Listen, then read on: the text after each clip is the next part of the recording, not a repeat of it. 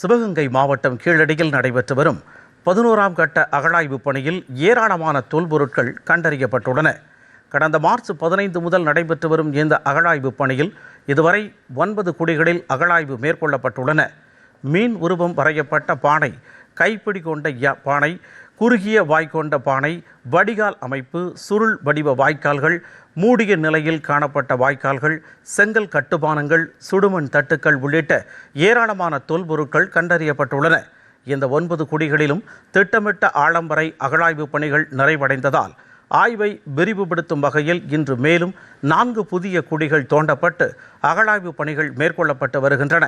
வழக்கமாக ஒவ்வொரு ஆண்டும் ஜனவரி மாதத்தில் தொடங்கும் அகழாய்வு பணிகள் மழைக்காலம் தொடங்குவதற்கு முன்பாக செப்டம்பர் மாதத்துடன் நிறைவடையும். ஆனால் இந்த ஆண்டு 11ஆம் கட்ட அகழாய்வில் தொடர்ந்து அதிக அளவில் தொல்பொருட்கள் கிடைத்து வருவதால் ஆகஸ்ட் மாதத்திலேயே கூடுதலாக 4 குழிகள் தோண்டப்பட்டு ஆய்வுப் பணிகள் தீவிரப்படுத்தப்பட்டுள்ளன.